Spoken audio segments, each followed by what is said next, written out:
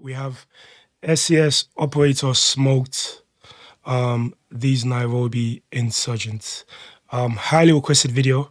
I think it was one of those one of the fat electrician videos. That's where people were requesting this video. We're fired up to check it out. Make sure to smash this like button. By the way, Mike, do you know anything about the SAS? No, I don't, bro. Yeah, I did read a little bit about them before doing this reaction. I think they're like a special unit that's part of like the British military. That's the only thing I know. Yeah, that's the only thing I know. I don't know anything else in it. So yeah, smash this like button, subscribe, and let us know in the comments what videos out there, videos out there that you wanted to check out. Let's go. Let's go. Dive in there. Quickly found himself in the middle. Wait, take that all the way back. Tuesday, January 15th, 2019. A British SAS operator on a mission to train local Kenyan defense forces quickly found himself in the middle of a 2-day siege at the luxury Duset D2 complex in Nairobi. The 5 gunmen unleashed fury as hundreds of innocent civilians ran for their lives.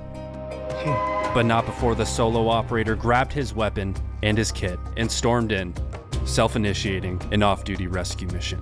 And after a 19-hour game of cat and mouse, the lone operator saved hundreds of lives and took the lives of the enemy. Whoa.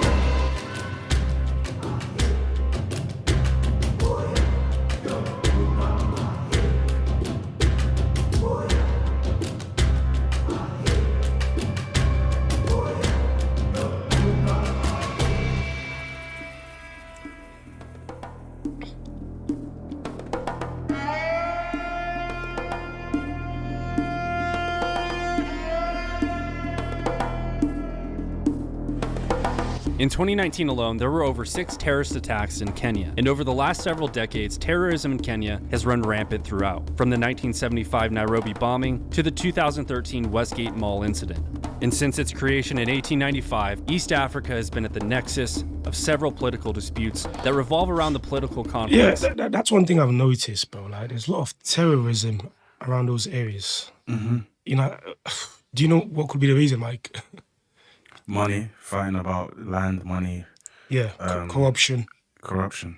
Yeah, it's crazy, fam. Even this year, I heard apparently thousands of Christians were killed in Nigeria, and also there was another African country as well, where lots of Christians were killed, bro. And did you see Donald Trump was talking about it the other day? Yeah. He tweeted about it, right? I think he even spoke out publicly about it. So. Yeah. I don't know what it's going of several political disputes that revolve around the political conflicts of the Middle East, as Kenya has remained an ally of Western governments and is host to several sensitive Western interests, including US and British military bases. And with poverty, weak borders, corrupt or incompetent police, and the rapid rise of extremist groups, Kenya and other African nations have quickly become hotbeds and easy targets for global terrorists. And the Kenyan army has yet to contain the influx of terrorism moving in from Somalia. And sadly, too many Kenyan soldiers have died trying.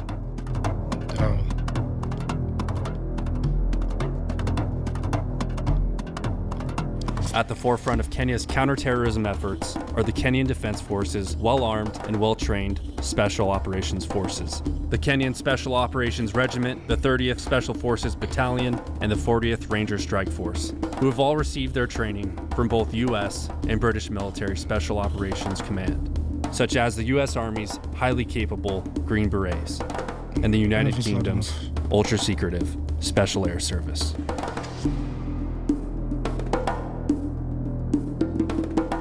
And in January of 2019, an SAS team was sent out to do just that.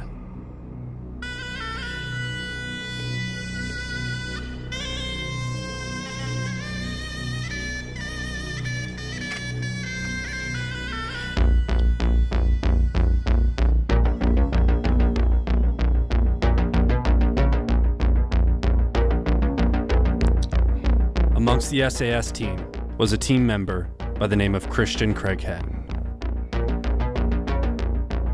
a seasoned operator who first joined the British Army at 16 years old in 1992. He began his career as a junior paratrooper before coming of age and moving onward to the paratrooper regiment, which for comparison to the United States, a British paratrooper is the same thing as an Army Ranger. After serving 3 years as a paratrooper, Craighead then joined the Pathfinders, which again for US comparison, it's like MARSOC. He deployed with the Pathfinders to Iraq during the 2003 invasion of Iraq, where he led reconnaissance missions. And around 9 years later, he attended and completed the SAS's notorious 6-month-long selection program and joined the SAS regiment. 6 months long. Yeah, fam, I heard the SAS and what's the other one that we the other force in the US Army? I forgot the name of them. They're like another special unit of the US Army. They go through some of the worst, maybe not worst, but like some of the most difficult training, brutal, physically demanding trainings, bro. So like for you to be part of the SAS, or like you're a beast. You're bro, mentally tough. You need to be on a different level, bro. I swear that. You know, you have to be the best of the best, you know, to be part of that team. Join the SAS regiment. And in true SAS fashion, the rest of his history is lost and remains untold, as the ethics of the Special Air Service are true to form of the phrase, the quiet professionals. But the SAS's legendary exploits over the years have often superseded their efforts of secrecy. The end came with an assault on the building by the Army's Special Air Services Regiment, the SAS. And at the tip of their spear lies the 22nd SAS Regiment, the Special Air Services Tier 1 unit, of which Craighead belonged. And when his seemingly peaceful training mission in Kenya took an unpredictable turn, Craighead delivered the gunman an unpredictable turn of his own. And on the afternoon of January 19th, at approximately 3 p.m., at the 5-star Duset D2 hotel complex, as guests were having lunch and shopping around, 5 Kenyan nationals of non-Somali descent were moments away from executing a calculated attack. The terrorist cell had traveled to the complex from their home base located in Somalia. Armed with AK-47s, hand grenades, and an IED, the men staged outside of the complex. The 14 Riverside complex in its entirety is one of East Africa's largest and more upscale developments, consisting of banks, restaurants, executive offices, and the hotel itself. A stage with stark contrast to the barbaric attack that was soon to unfold. At approximately 3:30 p.m., one of the insurgents breaks off on his own and enters the complex, where he locates and fronts the outdoor patio of the lively lunchtime rush of the Secret Garden restaurant, shouting aloud in Swahili before committing to the first phase of the attack and blowing himself up. Wow. Crazy. These guys are insane, bro. I swear I'm absolutely insane. What they dying for, bro? That's the thing, fam. I mean, some of them are doing it for religion, but like, bro, you know, like, I can't, bro. I don't think anyone can convince me to do stuff like that, bro. I swear Die for terror. You know?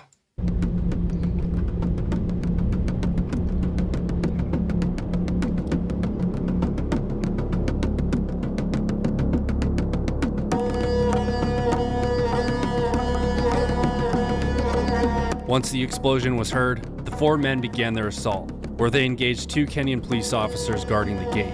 The men then threw hand grenades at 3 unattended parked cars, setting phase 2 of the attack into motion.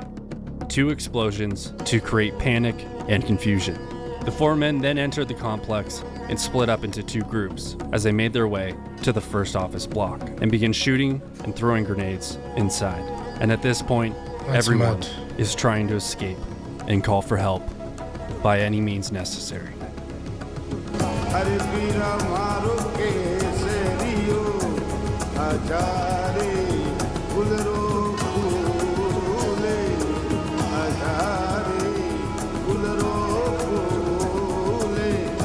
I mean, imagine being stuck in that building, bro. That must be terrifying as hell, bro. You could have said, if I die, I love the Lord and believe I will go to heaven. Please tell my family I love them and I love UK, love Mark. That's scary as hell, bro. And that's a real tweet, bro. Yeah. You know, and the thing is, it seems like these guys really plan this stuff out. I don't think it's just random. They've planned it out. because they seem to know what they're doing, innit? So, these are probably professionals, probably done stuff like this before,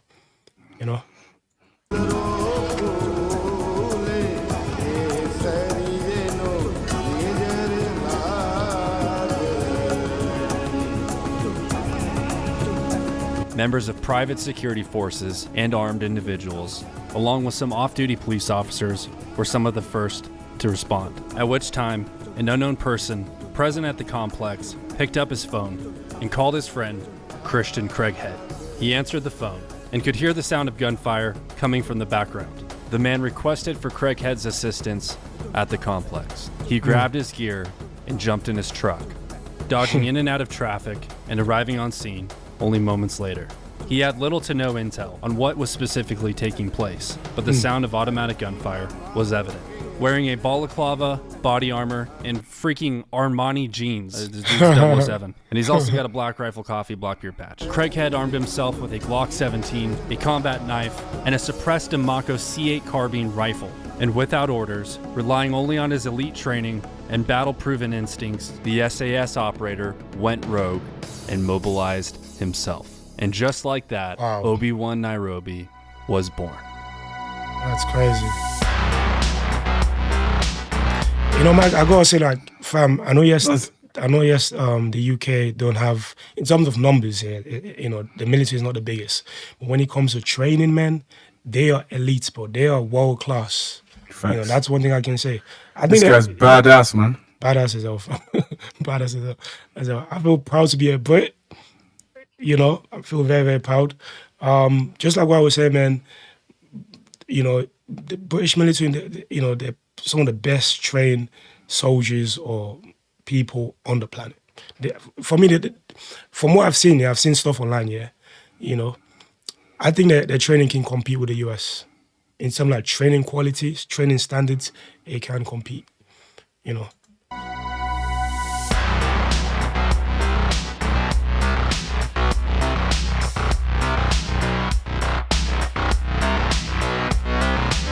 Craighead could be seen escorting dozens of civilians out of the complex, and even carrying out the wounded.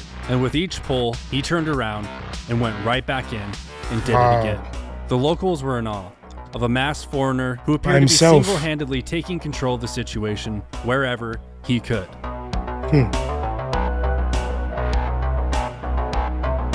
It wasn't long until reinforcements showed up. As police and other Kenyan forces responded to the scene, Kenyan soldiers and police established a perimeter around the complex. Craighead embedded with a group of the soldiers and moved through the complex to continue rescuing employees and guests who were still pinned down within. And footage from the event even shows him leaving those forces behind and taking matters into his own hands to directly engage the enemy. And while clearing buildings and sweeping the courtyards, Craighead located the terrorists and swiftly engaged the enemy, single-handedly killing 2 of them. Wow. Mike, do you want to read that? If a man plays the fool, then it's only the fool he will persuade. But appear to be the devil, then all men will submit. That's deep, right there. It's crazy. Really, really deep. This guy's he's a living legend. I don't know if he's still alive. If he is, then he's a living legend. But do you know how much courage and bravery, man, it His takes? country, bro. Yeah, exactly. It's how much courage, bro.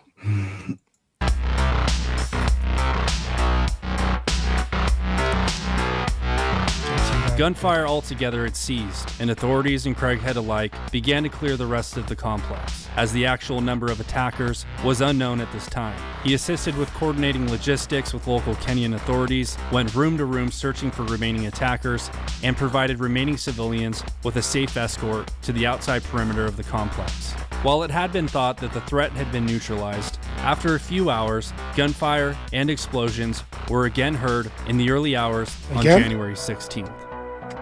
As Kenyan police located the remaining 2 gunmen in a hotel room, and after engaging the men, the Kenyan police apprehended the wounded suspects. And by 11:48 p.m., the Kenyan government announced that the 14 Riverside complex had officially been secured. Wow.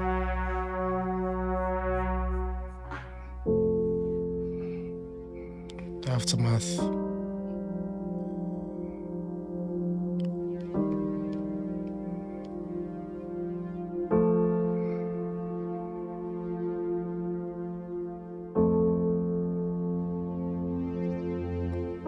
"20 Kenyan citizens, an American and a British South African man, died during the attack. Damn.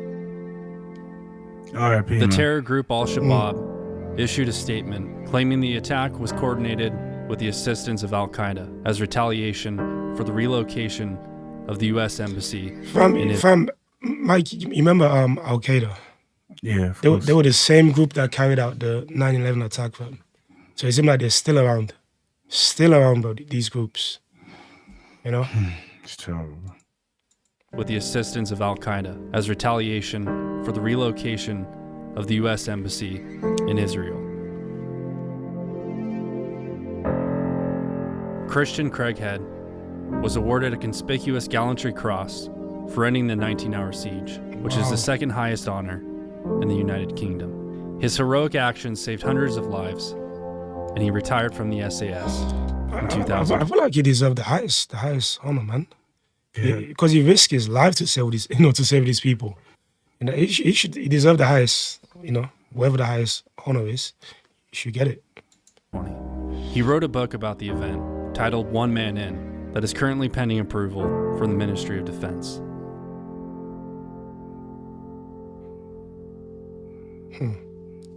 Hey guys, if you enjoyed this video, be sure to hit that subscribe button. There's a lot more of these mini documentaries in the works, and you don't want to miss them. So be sure to hit subscribe. And Okay, I think that's it. Absolutely incredible, very brave guy. This just, it gave me an idea of how well trained, the SAS, soldiers are, bro. These men are well trained. These are elite soldiers, bro, that can adapt in different scenarios, bro. Because, bro, he literally just turned up. He didn't even know what was going on, but he was able to adapt, use his expertise, use his experience to, fight off the enemy. But yeah, Mike, what's your takeaway, bro? Man, that's what training is about. He just used his instincts, Yeah. got in there and helped out neutralize the complex. And he did it for the love of just the people. He didn't do it for his country. Yeah. He just did it out of. He didn't have of to. He didn't. I mean, he didn't have to do all of that. He could have just came, Yeah. looked around, showed face, but no. He was like, I'm gonna help out, and even if I die, I'm dying in something I'm doing, Yeah. and for the love of the game, and to save human beings, to save the human race, man. So yeah, man, he's a British legend. Yeah. I'm And proud, shout man. out to him. I'm Proud to be a Brit, man. But yeah, if you guys like the reaction, make sure to just like what the video is saying, subscribe, smash this like button, let us know your thoughts in the comments below. Don't forget to like, comment, and subscribe.